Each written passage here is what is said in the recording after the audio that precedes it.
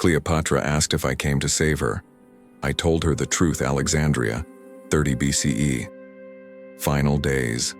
The blade was at my throat before I could reach for my weapon. I'd miscalculated. The palace guard hadn't been where the historical records said they'd be, and now I was pressed against a limestone column in the royal gardens. The Mediterranean sun beating down on us both, a sword edge kissing my jugular with intimate precision. The soldier's eyes were black with fear and fury, his breath sharp with wine and desperation. Behind him, Alexandria burned in slow motion, not with actual flames, but with the knowledge that Rome was coming, that Octavian's legions were days away, that everything the city represented was about to be crushed under the weight of empire. "Who sent you?" he hissed in Greek, and I could smell the sweat of a man who hadn't slept in days. "Who are you working for?" My chrono device pulsed against my left wrist, hidden beneath the sleeve of my coat, a warning that temporal interference was reaching critical levels.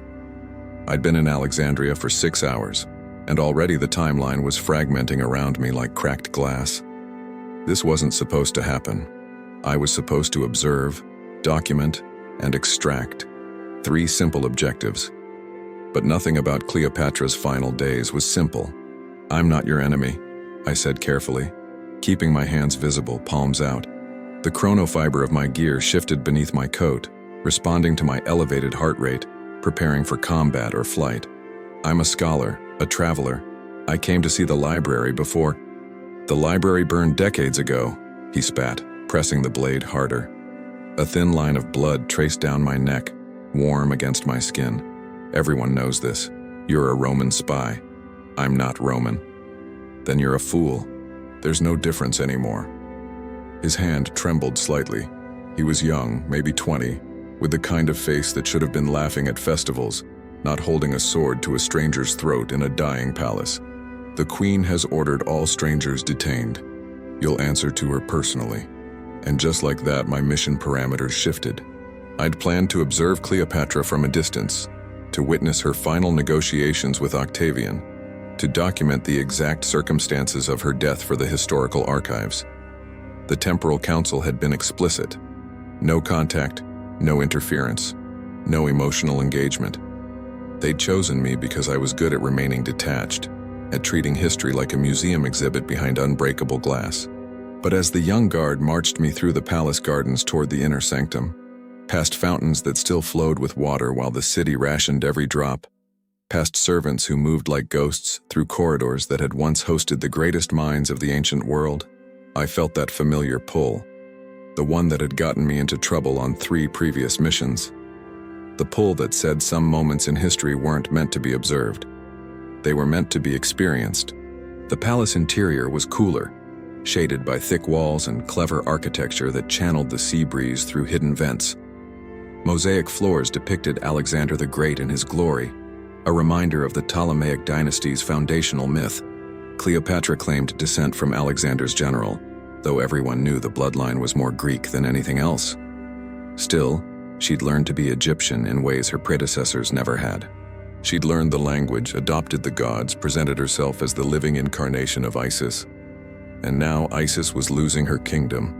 We passed through chambers where scholars had once debated philosophy and where engineers had designed the Pharos lighthouse.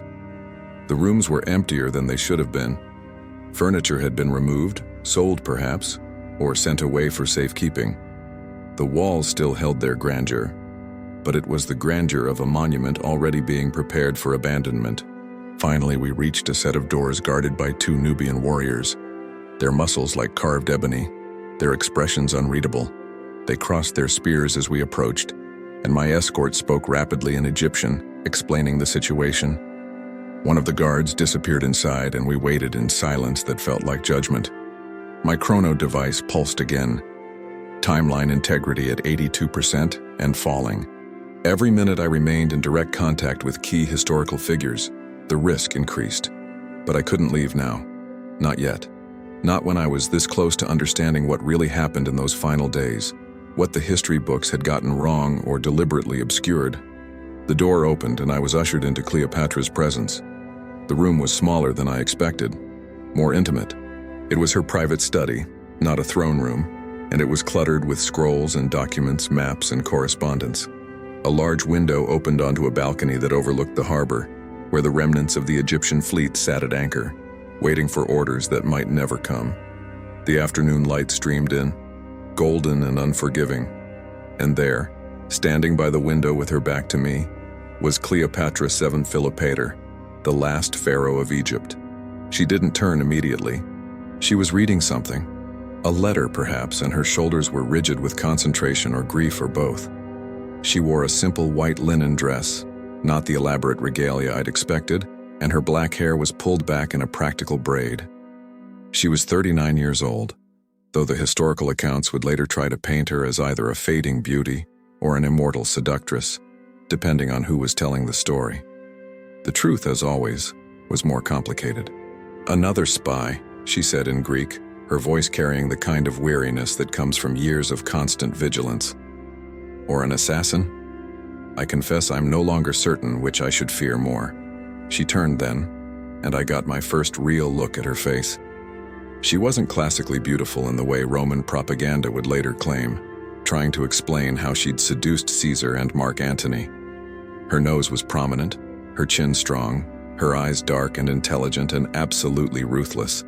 But there was something magnetic about her, a presence that made the room feel smaller, more charged.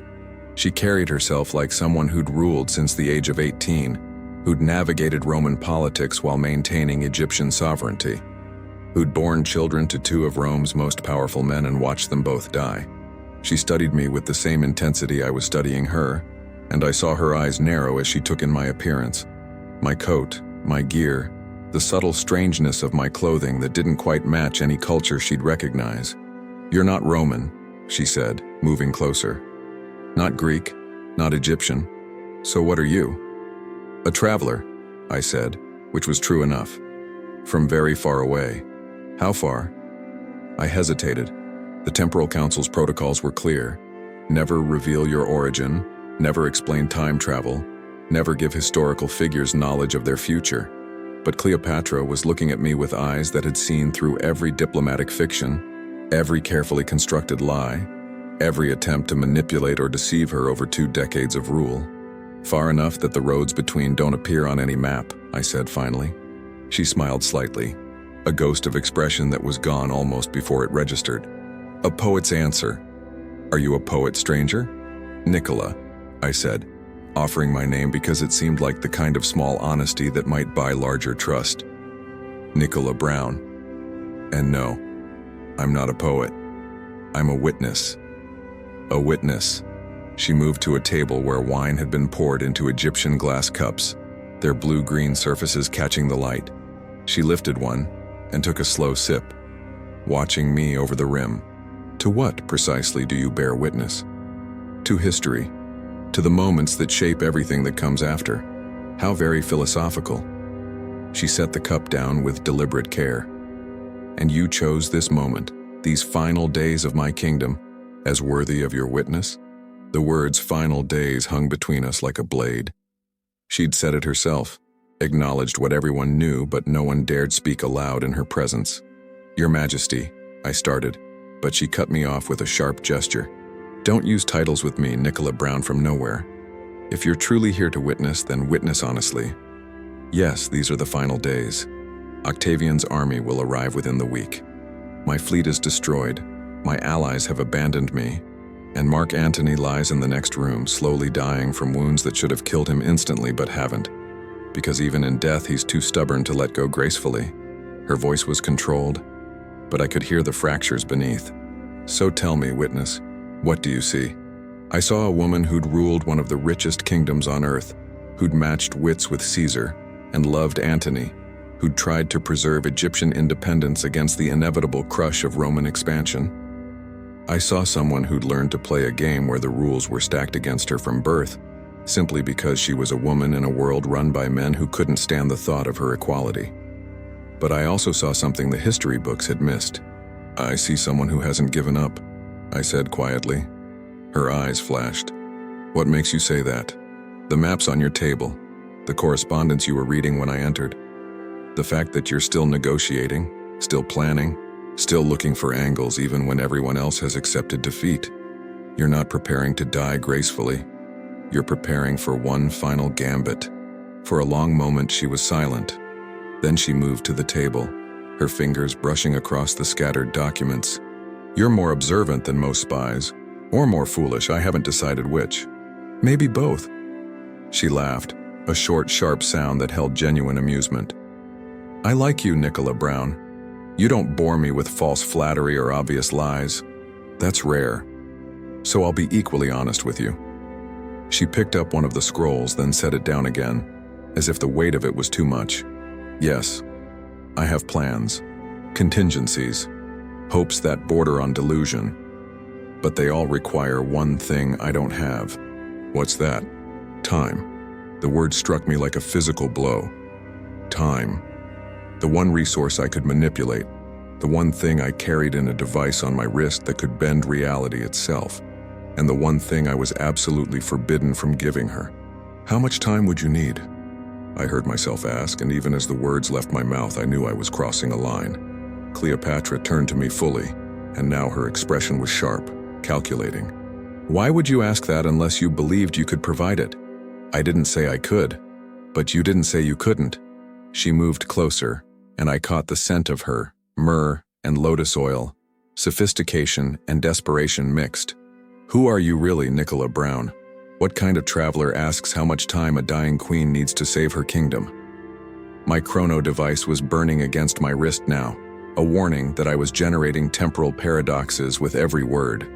But I couldn't stop, not when I was standing in front of one of history's most brilliant minds watching her fight against inevitable defeat.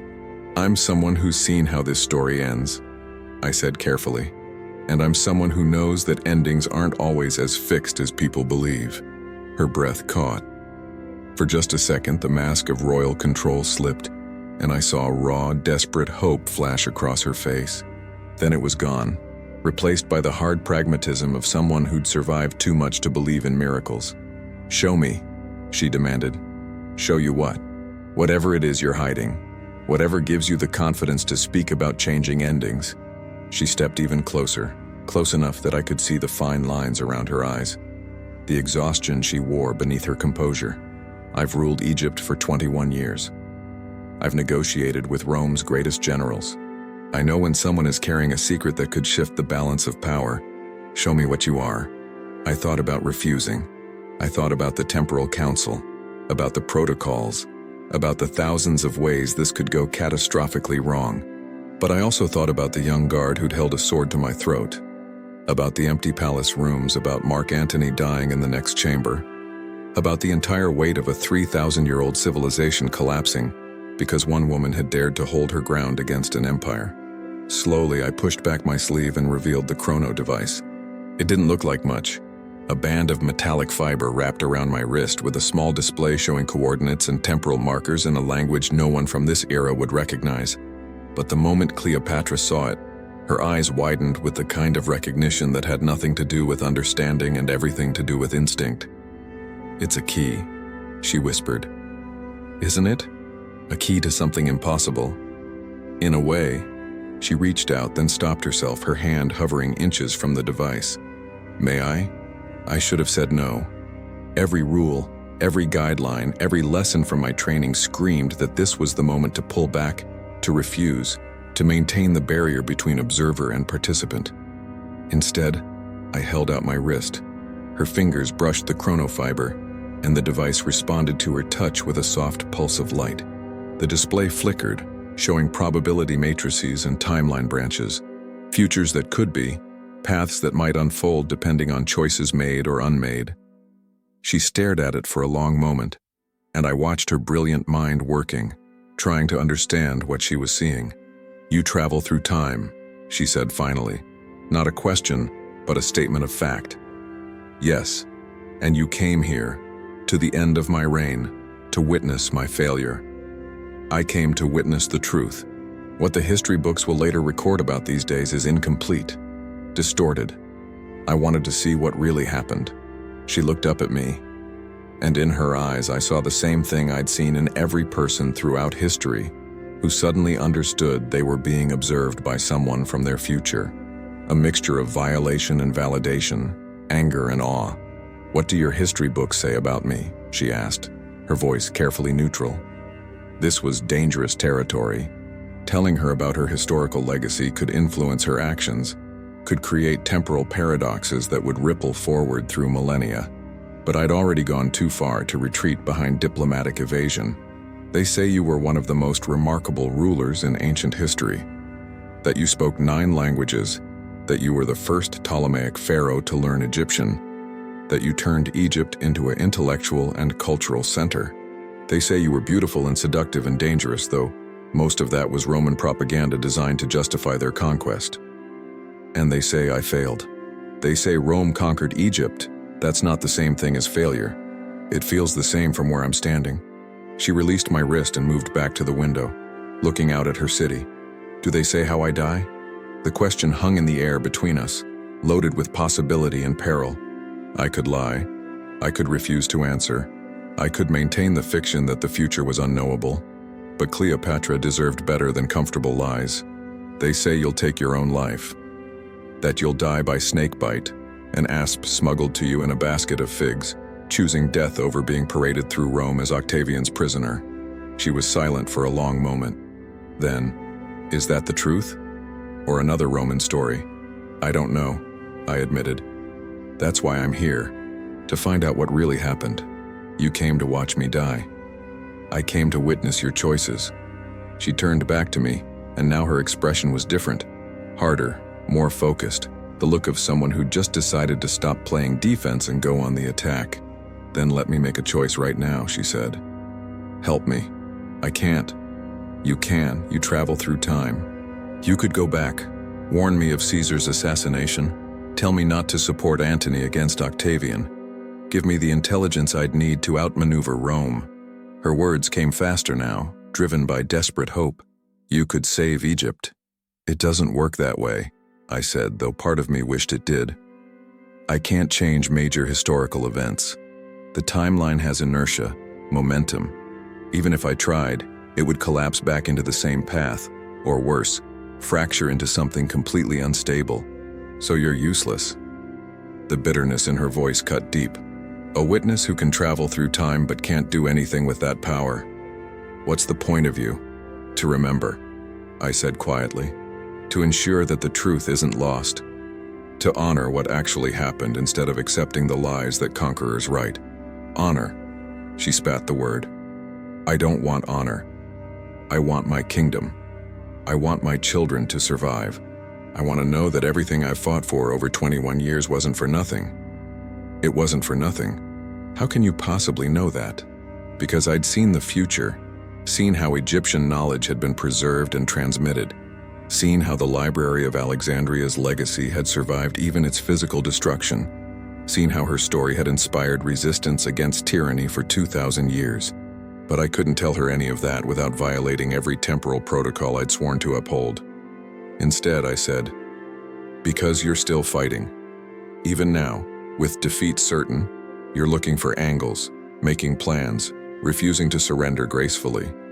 That matters. That choice matters even if the outcome doesn't change." She studied me for a long time, and I couldn't read what she was thinking. Then she moved to the table and poured wine into 2 cups, holding one out to me. "Drink with me, Nicola Brown. I want to hear about the future." "I can't tell you much." "Then tell me what you can." She raised her cup. "To witnesses who carry secrets and queens who run out of time." I touched my cup to hers, and the glass chimed soft and clear in the quiet room. The wine was excellent, Egyptian vintage flavored with honey and spices. We drank in silence, and outside the window the sun continued its descent toward the western horizon, indifferent to empires rising and falling beneath its gaze. "Tell me about your world," Cleopatra said, settling into a chair and gesturing for me to take another. "The world that comes after all of this. It's complicated. I've ruled Egypt for 2 decades while navigating Roman politics and maintaining the loyalty of a population that sees me as the incarnation of a goddess. I can handle complicated." So I told her, not everything, not the specifics that would create paradoxes or the technologies that would be incomprehensible. But I told her about the broad strokes of human progress and human failure, about empires that rose and fell in patterns she'd recognize, about knowledge that was lost and rediscovered, about the ways humans kept making the same mistakes across millennia, despite supposedly learning from history. She listened with absolute focus, occasionally asking sharp questions that revealed just how brilliant she actually was. She grasped concepts that should have been impossible for someone from her era, understood the basic principles of scientific method, the patterns of social change, the way information could be transmitted and preserved across vast distances and time spans. And in your time, she said eventually, are there still empires? Still conquerors who believe might makes right? Yes.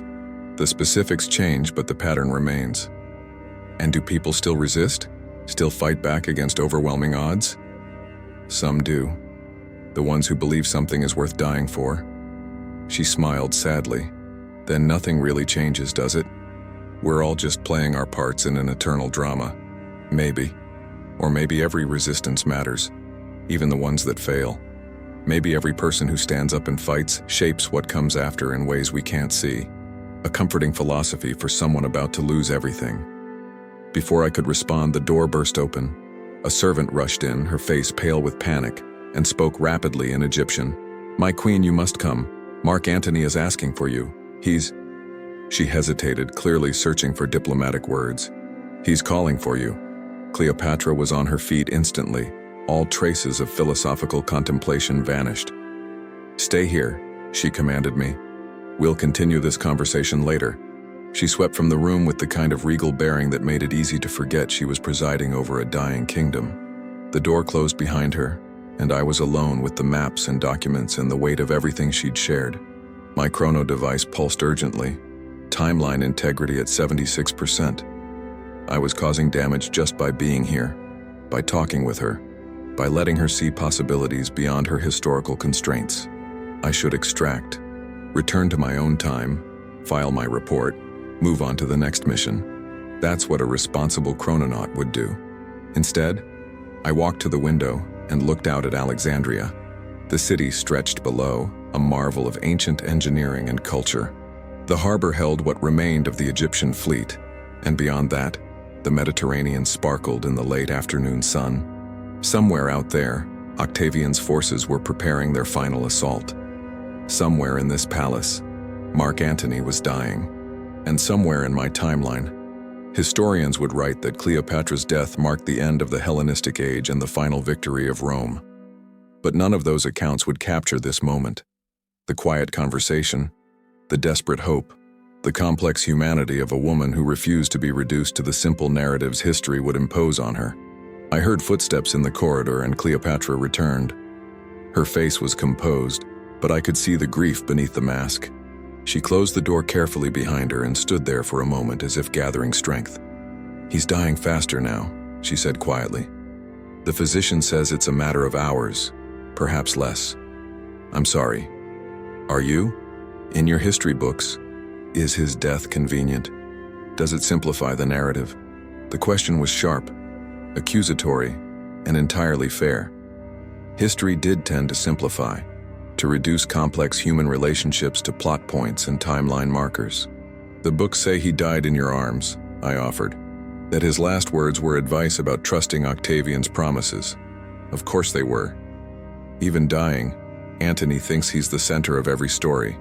But there was affection in her voice beneath the bitterness, the kind that comes from years of loving someone despite their flaws.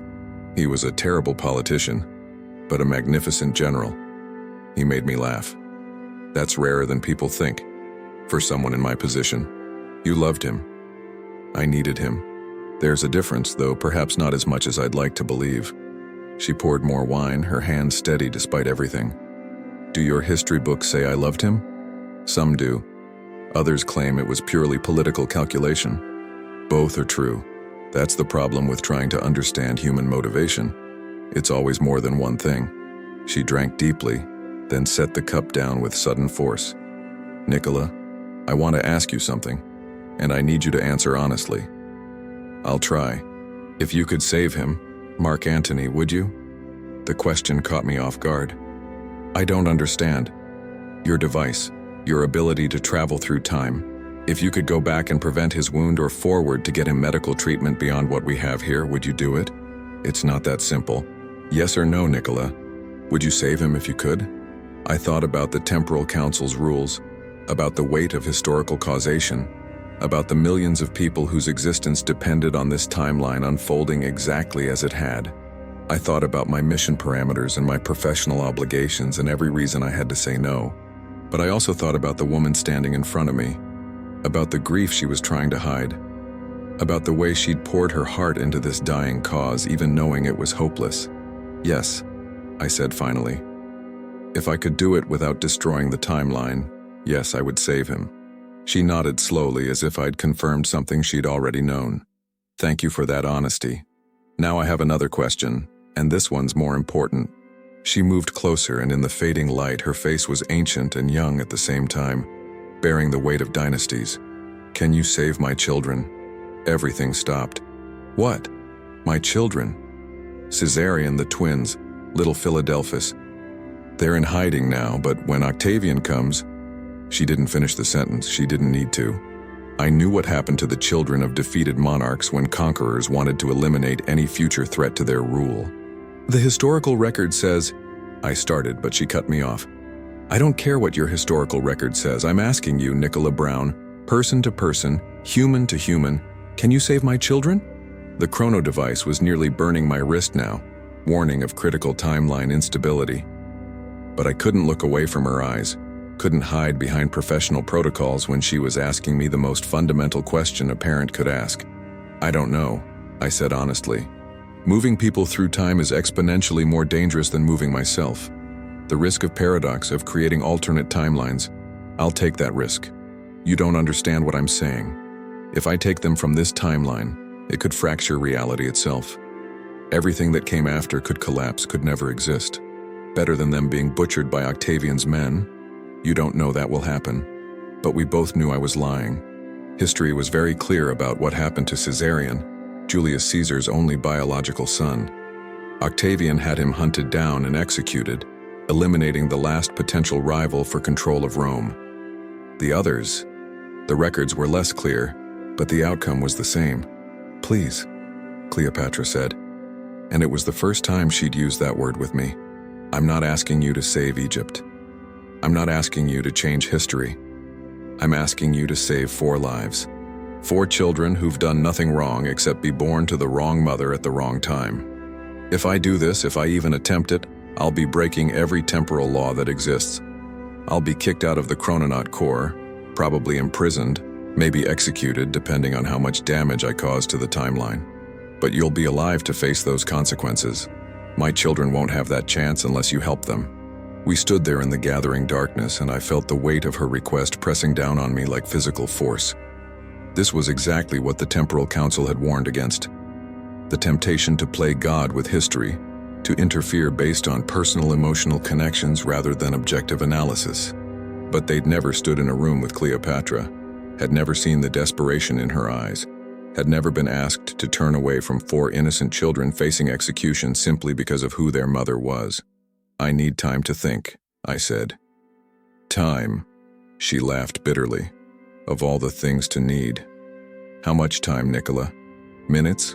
Hours? Days? Because I don't have days. Octavian's army will be here in less than a week, and once they arrive, every option disappears.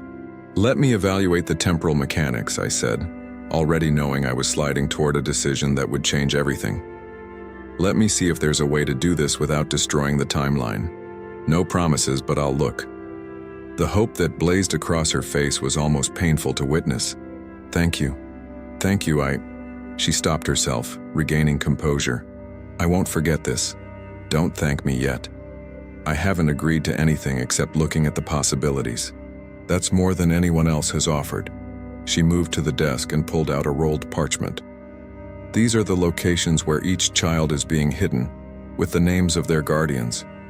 If you can save even one of them, Cleopatra, I need you to understand something. I took the parchment but didn't unroll it. Even if I can figure out a way to do this, even if I can extract them without fracturing the timeline, I can't tell you where they'll go. I can't give you any way to contact them or know their fates. Once they're removed from this time, they'll be lost to you forever. Lost, but alive. Maybe. Or maybe lost and dead, if the temporal displacement kills them. Or lost and scattered across different time periods, never knowing each other, never knowing their true history. There are no guarantees, no safe outcomes. I need you to understand that. I understand, she said immediately. Anything is better than the certainty of what will happen if they stay. Was she right? I honestly didn't know. But I took the parchment and tucked it inside my coat, feeling its weight like an accusation. I need to go, I said. Do some calculations, check the temporal matrices. If it's possible, I'll return tonight. And if it's not possible, then I'll return anyway to tell you that directly. You deserve that much honesty. She walked me to the door, her hand briefly touching my arm. Nicola, why are you doing this, really? You could just observe and document, like you said. Why risk everything? I thought about that question, about all the missions I'd completed where I'd successfully maintained emotional distance, where I'd watched terrible things happen and done nothing because the rules said observation was sacred. I thought about the young guard who'd held a sword to my throat, terrified and desperate. I thought about Mark Antony dying in the next room. I thought about Cleopatra standing at her window, watching her world end, because sometimes witnessing isn't enough, I said finally. Sometimes being human means you have to try, even when the odds are impossible. She smiled, sad and understanding. You sound like someone who's lost that battle before. Maybe I have. Maybe that's why I'm still fighting it. I left the palace the same way I'd entered, though now the guards recognized me and let me pass without challenge. The young soldier who'd captured me earlier was still on duty, and he gave me a respectful nod that felt like a peace offering. Outside, Alexandria was preparing for night. Torches were being lit along the streets, and the smell of cooking fires mixed with the salt breeze from the harbor. People moved through the city with the kind of determined normalcy that comes when disaster is imminent, but not yet arrived. They knew everything was ending, but life still demanded to be lived in the meantime. I walked through the streets, my mind already running calculations. The chrono device could be configured for multiple extractions, but each additional person increased the temporal load exponentially. 4 children, 4 separate life threads that would need to be carefully removed from the timeline without creating catastrophic paradoxes. The youngest was only 3 years old. Could a child that age even survive temporal displacement? I found a quiet corner near the harbor, away from the crowds, and pulled out my device. The display showed the current timeline integrity at 73%, lower than when I'd arrived, damaged by my interaction with Cleopatra, but still stable enough to attempt an extraction if I was careful. I began running simulations, testing different scenarios. Extract all 4 children simultaneously? Temporal load would be off the charts. Probability of paradox at 96%. Extract them sequentially over several hours? Better odds, but still dangerous. 71% chance of creating a fragmentary timeline. What if I didn't try to hide them in my own time? What if I placed them somewhere else in history, somewhere they could live normal lives under assumed identities, where their DNA and their knowledge wouldn't create paradoxes? The device flickered through possibilities, showing me probability matrices for hundreds of potential placements. Some were immediately ruled out. Placing them anywhere near Roman territory was too risky, the chance of recognition too high. Egypt itself was obviously impossible after Octavian's conquest. Greece, too connected to both Rome and Egypt. Persia, possible, but the political situation was unstable. Then the device showed me something interesting, a probability spike around a placement in the Eastern territories, far from Mediterranean politics during a period of relative stability. The coordinates resolved into modern geography, somewhere in what would eventually become India during the Maurya dynasty's decline. It could work. The children would be far enough from their origin point that temporal paradoxes would be minimized. They'd be young enough to adapt, to learn new languages and customs. The historical records from that region and period were sparse enough that 4 mysterious children appearing wouldn't create obvious documentary conflicts. But they'd also be completely alone, cut off from everything they knew, growing up in a culture utterly foreign to them. Was that mercy or cruelty? I was still wrestling with that question when I felt someone watching me. I looked up to find the young guard from the palace standing a few feet away, his sword sheathed, but his hand resting on its pommel. "Following me?" I asked. "The Queen's orders. She wants to make sure no harm comes to you." He spoke carefully, his Greek accent thick. "She also wants to know if you've made a decision. Tell your queen I'm still working on it." He nodded but didn't leave. Instead, he moved closer, lowering his voice. "Is it true? What the servants are saying, that you're a sorcerer who can walk between worlds? Something like that. And you're going to save the royal children?" Word traveled fast in dying palaces. "I'm trying to determine if it's possible. The Queen trusts you," he said simply. "That's rare. She trusts almost no one anymore, and she has good reason. So if she trusts you, then so do I." He paused, seeming to gather courage. "Take me with them." I stared at him. "What?" "The children. When you move them to wherever they're going, take me too. Someone needs to protect them, to help them survive in a strange place. I'm expendable here, just another soldier in a defeated army. But I could be useful to them. I could keep them safe. You don't know what you're asking. You'd be leaving everything. Your family, your friends, your entire world. My world is ending anyway," he said bluntly. "Octavian's legions will kill most of us, enslave the rest. At least this way I'd die for something meaningful." "You might not die. You could survive the conquest." "As a slave? As a conquered man watching foreigners rule my city? No thank you." His jaw set with determination. "The Queen is Pharaoh, the living incarnation of Isis. If I can't save her, at least let me save what she loves most." I looked at this young man, barely more than a boy really, and saw something I recognized. The desperate need to believe his life could matter, that his choices could make a difference even in the face of overwhelming forces. "What's your name?" I asked. "Ptolemy. My mother had ambitions." He smiled wryly. "She named me after the dynasty, hoping it would bring luck. Didn't quite work out that way." "Ptolemy," I repeated. "If I do this, and I'm still not certain I will. But if I do, taking you would actually increase the probability of success. The children would need a protector, someone who understands their origin and can help them adapt. It would mean one more person to extract, but..." I ran quick calculations on the device. "It might actually stabilize the temporal load, providing continuity across the displacement." "Then you'll do it?" "I'll try." The words felt like stepping off a cliff. "Go back to the palace, tell Cleopatra I'll return after midnight with a plan. And Ptolemy? Don't tell anyone else. The fewer people who know, the less chance of paradox." He nodded sharply, then hesitated. "Thank you. Whatever happens, thank you for trying." After he left, I sat alone near the harbor, watching the stars emerge overhead. The same stars humans had navigated by for millennia. The same stars that would shine long after Alexandria fell and Rome rose and fell in turn. Cleopatra had been right. Nothing really changed. We were all just playing our parts in an eternal drama. But maybe, just maybe, how we played those parts mattered. I activated my chrono device and began the final calculations. If I was going to do this, if I was going to commit temporal treason and risk everything I'd worked for, then I was going to do it right. The plan came together slowly, piece by piece. 4 children, 1 soldier, 5 life threads to be carefully extracted. I'd need to move fast, hit each location in sequence without pause, keep the temporal displacement window as narrow as possible. Extract, stabilize, relocate, return. The whole operation would take less than an hour of subjective time, but it would mean violating every protocol I'd ever sworn to uphold. I thought about contacting the Temporal Council, asking for permission or at least guidance, but I knew what they'd say. No interference, maintain timeline integrity, observe but don't participate.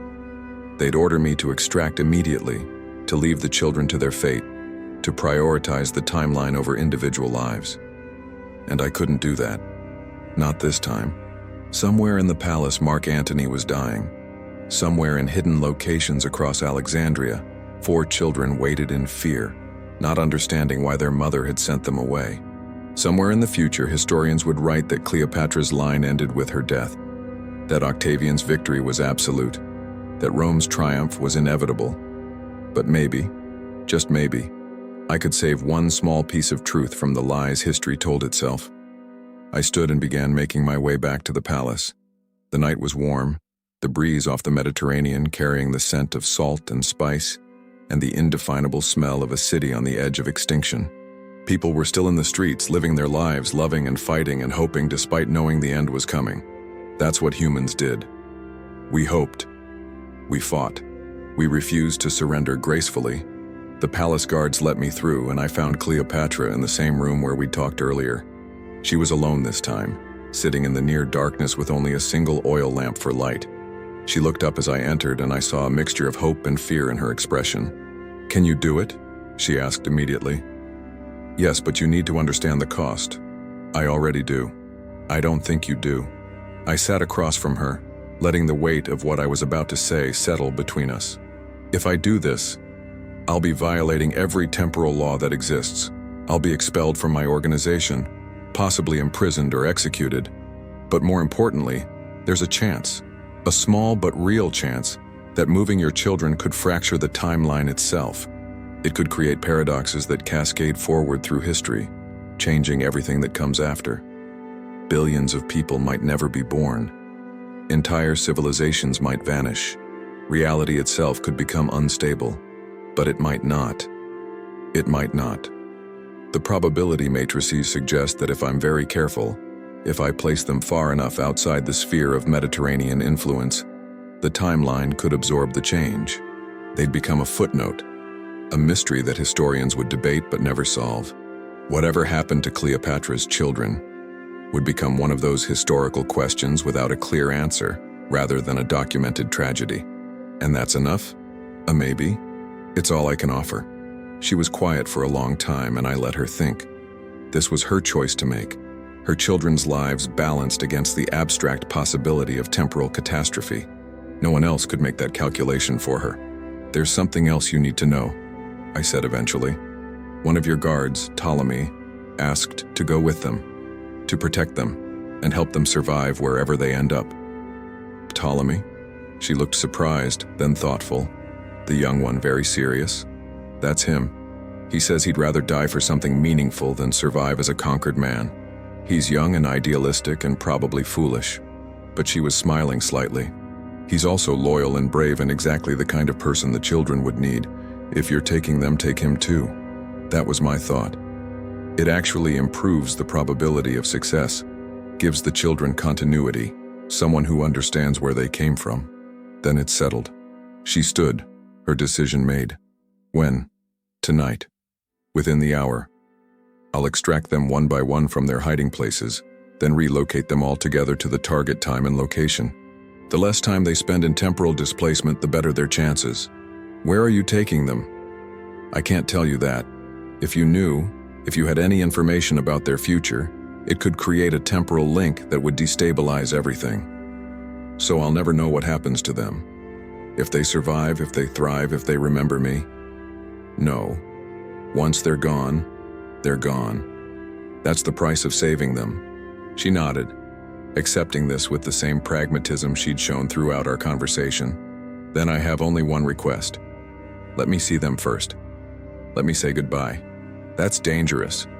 It risks creating emotional resonance that could strengthen the temporal link." "I don't care." Her voice was steel. "They're my children. If I'm sending them away forever, if I'm never going to know their fates, then I will say goodbye properly. That's non-negotiable." I thought about arguing, about explaining the technical reasons this was a bad idea. But I also thought about what it meant to be a mother sending your children into an unknown future, knowing you'd never see them again, never know if you'd made the right choice. "All right," I said. "But we need to be quick. The longer we delay, the higher the risk." Over the next hour, messages were sent to the hiding places. The children were brought to the palace in secret, one by one, through back entrances and hidden corridors. They came confused and scared, too young to fully understand why their mother had sent them away, but old enough to know something terrible was happening. Caesarion arrived first, 17 years old, his father's features evident in his face, carrying himself with an attempt at royal dignity that couldn't quite hide his fear. Cleopatra embraced him fiercely, whispering something in his ear I couldn't hear. He nodded, trying to be brave, trying to be the son of Julius Caesar and Cleopatra both. The twins came next, Cleopatra Selene and Alexander Helios, 10 years old, holding hands like they were each other's only anchor in a storm. They clung to their mother, and I could see the tears she refused to let fall. Finally, young Ptolemy Philadelphus was carried in by his nurse, only 3 years old, confused and crying for his mother. Cleopatra held him close, rocking him gently, and in that moment she was just a mother with her child, not a queen, not a political figure, not a historical footnote. Ptolemy the guard stood to the side, watching with a mixture of determination and sorrow. He'd said his own goodbyes to whatever family he had made his peace with leaving everything behind. "It's time," I said quietly, hating myself for being the one to break this moment apart. Cleopatra looked at me, and in her eyes I saw absolute trust mixed with absolute despair. She kissed each child one final time, spoke to them in Egyptian, blessing them, I thought, or maybe just telling them she loved them. Then she stepped back, physically forcing herself away from them. "Go," she said to me, her voice cracking. "Go now before I change my mind." I activated the chrono device, adjusting the parameters for multiple extractions. The chrono fiber of my coat spread outward, creating a temporal field large enough to encompass all 5 people. The children stared at the shimmering effect with wide eyes, and Caesarion instinctively moved to protect the younger ones. "Listen to me," I said, addressing them all. "What's about to happen will feel strange, maybe frightening, but you'll be safe. Ptolemy will be with you, and I'll get you to a place where you can live, where you can grow up away from the war. Trust him, trust each other, and remember that your mother loves you more than anything in the world." "Where are we going?" Cleopatra Selene asked, her voice small but clear. "Somewhere new. Somewhere you can be yourselves without fear." I looked at Ptolemy. "Ready?" He nodded, moving to stand with the children, placing himself between them and whatever dangers might come, a soldier to the end. I took one last look at Cleopatra, standing alone in her palace, surrounded by the weight of 3,000 years of Egyptian civilization coming to its end. She was crying now, silent tears tracking down her face, but she was still standing, still regal, still refusing to surrender. "Thank you," she mouthed. I activated the extraction sequence. The world twisted. Temporal displacement feels like being pulled through water that's simultaneously boiling and freezing, like every cell in your body is being briefly converted to pure energy and then reconstituted. I was used to it, had made hundreds of jumps, but for the children and Ptolemy it was their first experience, and I could feel their terror through the temporal field. The device showed the coordinates, not just spatial but temporal, adjusting on the fly to find the optimal insertion point. We were moving sideways through time, sliding from 30 BCE Alexandria to 183 BCE somewhere in the Mauryan territories, a jump of 153 years and several thousand miles. The displacement window held for 3 seconds, long enough for every atom in our bodies to be reconfigured and moved, then collapsed. We materialized in darkness, the air suddenly cooler, the smell completely different. Not Mediterranean salt and spice, but jungle humidity and unfamiliar vegetation. The children were crying. All of them, even Caesarion. Ptolemy was on his knees, retching from the displacement sickness. I gave them a moment, let them recover, while I checked the chronometer. We'd made it. The temporal field had held. The extraction was successful. But I could feel the timeline rippling around us, reality adjusting to the sudden insertion of 5 people who shouldn't exist in this time and place. My device showed probability matrices spinning wildly, futures branching and collapsing, the weight of causation struggling to accommodate the change. "Is it done?" Ptolemy asked once he could speak. "Are we safe?" "The displacement is complete. Whether you're safe depends on what you do next." I looked at the young soldier, seeing the fear and determination mixed in his face. "You're about 50 miles from a city called Pataliputra. It's the capital of the Mauryan Empire, or what's left of it. They're in decline, fragmenting into smaller kingdoms. There's political instability, which is good for you. It means you can insert yourselves into the chaos without raising too many questions. I don't speak their language, Ptolemy said, panic edging into his voice. I don't know their customs. You'll learn. You're all young enough, adaptable enough. Caesarion, you speak what, 7 languages already? The boy nodded, trying to compose himself despite the tears on his face. 8. Mother insisted. Then you'll learn a 9th. Protect the younger ones. Teach them what your mother taught you, and whatever you do, never tell anyone your real names or where you came from. You're orphans from a merchant family that died in a bandit attack. That's your story. Stick to it. I reached into my coat and pulled out a small pouch I'd prepared. Gold coins, gemstones, things that would have value in any era. Not enough to draw attention, but enough to buy food and shelter while they established themselves. This should help you get started, I said, pressing it into Ptolemy's hands. Find work, build a life. Raise these children to be good people who honor their mother's memory. That's all you can do. Will we ever go home? Little Philadelphus asked, his voice breaking. No, I said gently, kneeling to look him in the eye. This is your home now. But your mother loved you enough to send you somewhere safe, and that love crosses any distance, any time. Carry it with you, and you'll never truly be lost. He didn't really understand, but he nodded anyway, trusting, because what else could a 3-year-old do? I looked at Caesarion, the oldest, the one who would have to carry the most weight. Your father was Julius Caesar. Your mother is Cleopatra. That's a legacy that would have gotten you killed in your own time. Here, it's just a secret you'll keep. A story you'll tell your children someday when they're old enough to understand. Did we fail? He asked quietly. Egypt, I mean. Did we fail? No. Egypt survived 3,000 years. That's not failure. That's triumph. Everything ends eventually. What matters is how you lived, how you treated people, what you left behind. Your mother understood that. That's why she sent you here. I stood, my chrono device already pulsing with the urgency of return. I'd been away from my origin point too long, the temporal stress building with every second. I have to go, I said. But remember, you're not just surviving. You're carrying forward the best of what Egypt was. Knowledge, wisdom, the belief that civilization matters. Don't let that die with you. Wait. Cleopatra Selene said suddenly. What's your name? Your real name, so we can remember who saved us? Nicola Brown. I'm a chrononaut from about 2,000 years in your future. And I didn't save you. Your mother did.